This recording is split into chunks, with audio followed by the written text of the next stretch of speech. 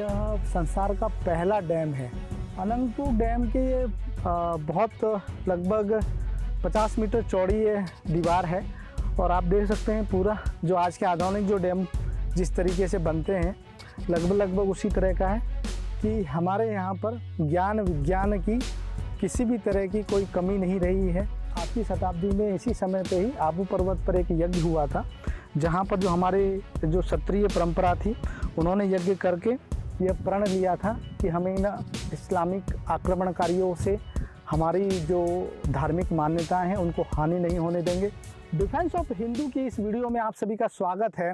आज हम लेके आए हैं भारत के ही नहीं विश्व के सबसे पुराने डैम पर, और यह डैम है अनंगपुर डैम और यह फरीदाबाद के पास में स्थित है। कृपया करके इस वीडियो को देखने से पहले चैनल को अवश्य सब्सक्राइब कर लीजिए, क्योंकि ऐसी वीडियो बनाने में हमें काफ़ी मेहनत और परिश्रम करना पड़ रहा है और आपका एक सब्सक्राइब और एक लाइक हमारे उत्साह को बढ़ाता है। ऐसी ही सनातन संस्कृति से जुड़ी हुई अनेक वीडियो हम आपके सामने लेकर आते रहेंगे। यहाँ से आप देख सकते हैं अनंगपुर डैम का जो दृश्य है, ये पहाड़ है, दोनों ओर अनंगपुर डैम के दोनों ओर पहाड़ियाँ हैं और उसके बीच में ये बना हुआ है। तो आप सोच सकते हैं, और ये माना जाता है कि यह संसार का पहला डैम है जो जिसके अभी भी साक्ष्य मौजूद हैं।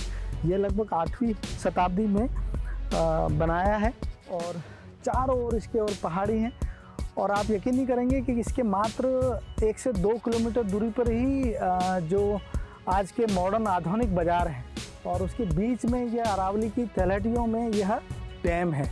और इस पहाड़ी पर से उतर के जब मैं आपको इधर साइड जब जाएंगे तो इधर ही पास में अनंगपुर गांव है, वो भी जो अनंग पाल जी के नाम पर है अनंगपुर गांव।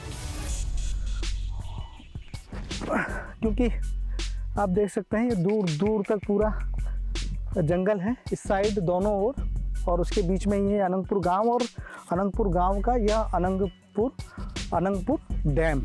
अनंगपुर डैम के ये बहुत लगभग 50 मीटर चौड़ी ये दीवार है और आप देख सकते हैं पूरा जो आज के आधुनिक जो डैम जिस तरीके से बनते हैं लगभग उसी तरह का है। उधर नीचे उतरने की सीढ़ियाँ भी हैं और उन सीढ़ियों से ही जो गेट जब उस समय खोले जाते थे और जहाँ कचरा आ जाता था उस सीढ़ियों से उतर कर निकाला जाता था। और आप देख सकते हैं पूरा यह अनंगपुर डैम का ये जो सागवान के पेड़ लगे हुए हैं इसके पास में ही, तो बड़ी ही उस समय जो हमारे राजा महाराजाओं के पास में जो इंजीनियर थे उन्होंने बड़ी ही सोच समझकर एक इंजीनियरिंग दृष्टि से ही ये निर्णय लिया होगा कि इन दो पहाड़ियों के बीच दीवार एक डैम बनाया जाए, और जिससे कि उस समय जो पानी की कमी यहाँ पे आसपास क्षेत्रों में रहती होगी वो पानी की कमी को दूर किया गया। हरियाणा टूरिज्म की जो साइट है उसके हिसाब से राजा अनंगपाल तोमर वंश से आते हैं। और उसके बाद में इसमें एक और मैं आप बता दूं कि राजा अनंगपाल तोमर और अनंगपाल तोमर द्वितीय दोनों अलग अलग हैं। आप जब कुतुब मीनार में जाएंगे तो वहाँ पर पाएंगे कि एक स्तंभ लगा हुआ है। माना जाता है कि वह जो स्तंभ है विक्रमादित्य जी के द्वारा बनवाया गया था, लेकिन वो जो दिल्ली में महरौली का स्तंभ कहा जाता है उसकी जो स्थापना वहाँ से उज्जैन से लाकर राजा अनंगपाल ने ही की थी, यह मान्यताएं हैं। दिल्ली में बैठ के ही तथाकथित कुछ इतिहासकार पूरा का पूरा जो आधुनिकता है जो आज हमको जो स्वरूप दिखाई दे रहा है मानव सभ्यता का, उसका पूरा का पूरा श्रेय जो है वो अंग्रेज़ों को दे देते हैं और मुग़लों को दे देते हैं। लेकिन दिल्ली से कुछ ही दूरी पर आकर वो यह अनंगपाल डैम नहीं देखते कि अनंगपाल डैम इस बात का साक्षी है कि हमारे यहाँ पर ज्ञान विज्ञान की किसी भी तरह की कोई कमी नहीं रही है।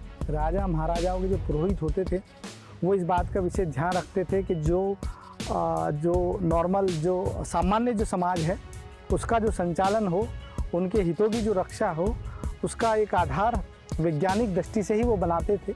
और उनके भरण पोषण का जो व्यवस्था होती थी वह उसको ध्यान में रखकर अनेक चीज़ों का उन्होंने निर्माण किया है। और यहाँ पर आगे आप देख सकते हैं कि जो उनकी जो दूरगामी जो सोच हुआ करती थी राजाओं की अपनी प्रजा के पालन के लिए, उसकी यह एक वानगी भर है। तोमर वंश की स्थापना अनंगपाल तोमर ने की थी और यह वही समय है जब इस्लामिक आक्रमणकारियों ने भारत में आना प्रवेश कर दिया। 8वीं शताब्दी में इसी समय पे ही आबू पर्वत पर एक यज्ञ हुआ था, जहाँ पर जो हमारे जो क्षत्रिय परंपरा थी उन्होंने यज्ञ करके यह प्रण लिया था कि हमें इन इस्लामिक आक्रमणकारियों से हमारी जो धार्मिक मान्यताएं हैं उनको हानि नहीं होने देंगे। भारत के पुरोहितों ने जब आबू पर्वत पर भारत की रक्षा करने के लिए यज्ञ कराया, उसमें से जो क्षत्रिय परंपरा की अलग अलग वंशों की स्थापना हुई और उसके बाद ही अलग अलग जो क्षत्रिय परंपरा भारत में पुनः स्थापित हुई और अलग अलग जगह पर उन्होंने शासन प्रारंभ करना शुरू किया। जो नागभट्ट थे उन्होंने प्रतिहारी गुज्जर वंश की स्थापना, प्रतिहारी वंश की स्थापना की। अनंगपाल तोमर ने तोमर वंश की स्थापना यहाँ पे दिल्ली के पास आके की और भारत की रक्षा करने के लिए यह क्षत्रिय परंपरा दोबारा से पुनः भारत में जीवित हुई थी। तोमर वंश में लगभग 23 राजा महाराजा रहे हैं, जिनमें से अनंगपाल फर्स्ट और अनंगपाल द्वितीय भी बहुत बड़े शासक रहे हैं। अनंगपाल द्वितीय का समय है पृथ्वीराज चौहान के समय का और अनंगपाल द्वितीय ने ही जो लालकोट है वह बसाया था। उसके बाद ही सम्राट पृथ्वीराज चौहान ने राय पिथौरा किला जो दिल्ली में है वह बनाया और यहीं से जो आधुनिक दिल्ली का आप देखते हैं स्टार्टिंग होती है। लालकोट पुराना जो सबसे पुराना किला मिलता है दिल्ली के अंदर वो लालकोट है, वो अनंगपाल द्वितीय द्वारा बसाया गया है। आइए अब वो होल भी देख लेते हैं जहाँ से जो डैम होता था उसके शटर ऊपर नीचे किए जाते थे। उस ज़माने में जो भी लकड़ी के शटर बनाए जाते थे और इन्हीं में जाकर सीढ़ियों से जाकर उन शटरों को ऊंचा नीचा किया जाता था जब गेट खुला करते थे। आप देख सकते हैं आज भी यह है और इसमें उतरने की सीढ़ियाँ बनी हुई हैं और यहीं से जाकर उन शटरों को खोला जाता था। आज भी आप देख सकते हैं। और आश्चर्य की बात यह है कि हमारे पूर्वजों ने जो लगभग 1200 वर्ष पहले बनाया है उसका साक्ष्य आज भी मौजूद है। इससे पता चलता है कि उनकी जो टेक्नोलॉजी रही होगी बड़ी उत्कृष्ट थी। एक होल देखिए यहाँ पे भी है और यहाँ पे भी सीढ़ियाँ हैं उतरने की। हमारे विरासत के पूरे के साक्ष्य इसमें है और अनंगपुर गांव भी पास में ही है जो राजा अनंगपाल के नाम से ही है। आप देख सकते हैं गांव भी इधर पास में ही है गांव भी। और यह पूरा फरीदाबाद का क्षेत्र है। अरावली की पहाड़ियां हैं जहां पर यह डैम स्थित है। देखिए इस और भी सीढ़ियां हैं, यहाँ पे भी आपको मैं उतर के बताता हूँ। ये पूरा डैम का हिस्सा है। यहाँ से उतर के हम देखते हैं कि इधर भी सीढ़ियां हैं, आप देख सकते हैं। और ये देखिए पूरी सीढ़ियाँ ही बनी हुई हैं और बिल्कुल का लगभग ऐसा ही स्ट्रक्चर है जो आजकल हमको देखने को मिलता है। उस समय प्रजा क्यों सुखी रहा करती थी, क्योंकि उनका पूरा जो शासन था वह जनता की भलाई के लिए ही केंद्रित हुआ करता था। दिल्ली के आसपास तोमर वंश से जुड़े हुए राजाओं के अनेक क्षेत्र थे, जिसमें पंजाब, हरियाणा, आधुनिक दिल्ली, यह पूरा का पूरा क्षेत्र तोमर वंश के राजा ही देखा करते थे उस समय।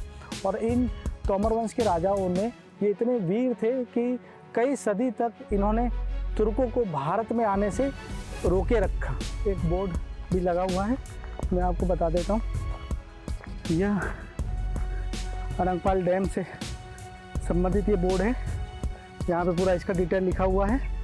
मैं आपको पढ़कर बता देता हूँ कि देखिए बोर्ड की क्या स्थिति है। तो हमारे जितने भी क्योंकि मैं अक्सर बताता हूँ कि जहाँ पे भी हमारे हिंदू राजाओं से जुड़े हुए स्मृति चिन्ह हैं उनकी दुर्दशा ऐसे ही मिलती है। उनका संरक्षण की कोशिश तो की जाती है, लेकिन वो जो मन से प्रयास होना चाहिए उसमें हमको लगता है कि थोड़ी सी कमी रहती है। सूरजकुंड से लगभग 2 किलोमीटर दक्षिण पश्चिम में अनंग बांध में निर्माण का श्रेय 11वीं शताब्दी ईस्वी के तोमर वंश के अनंगपाल को दिया जाता है। इस बांध की मुख्य दीवार पूर्व दिशा में निर्मित है तथा पश्चिमी दिशा में सीढ़ियों के साथ ही उत्तर तथा दक्षिणी छोरों पर कोणीय झुकावदार सीढ़ियां बनी हैं।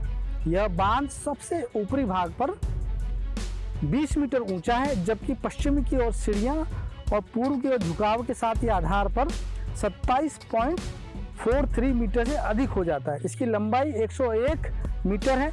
बांध के ऊपर से अलग अलग गहराई पर 7 जल निकासी चैनल हैं। वही 7 जल निकासी चैनल जो मैंने अभी बताए आपको, उसका जो 2 का तो हमने आपको बताया, ऐसे ऐसे 7 जो थे चैनल थे, जो गेट थे। बांध के ऊपर से अलग अलग गहराई पर 7 जल निकासी चैनल जो बांध की मोटाई के माध्यम से चलते हैं और पानी को निश्चित गहराई तक रखने के लिए इस्तेमाल किया जा सकता था। सीढ़ियाँ चौकोर पत्थर से बनी हैं, लेकिन मलबे की कोर की तरह उन्हें भी चूने में रखा गया। देखिए यहाँ पर आप देख सकते हैं, रील बनाने के लिए ही सही आजकल की युवा पीढ़ी आई है, उनको जानकारी तो मिलेगी कम से कम इस बांध के बारे में, और वो गर्व से अपनी अनुभूति कर सकेंगे। हमारे जो राजा महाराजा जो अनंगपाल तोमर का है, थोड़ा सा भी उनको ज्ञान मिलेगा। भले ही वो रील बनाने के लिए आए हों, लेकिन जब इसके इतिहास पढ़ेंगे तो वो जान पाएंगे कि अनंगपाल तोमर फर्स्ट कौन थे, दिल्ली किसने बसाई, इंद्रप्रस्थ क्या था, और तुर्क कौन थे, मुग़ल कौन थे, ये सारा उनको जानकारी तो मिलेगी ही।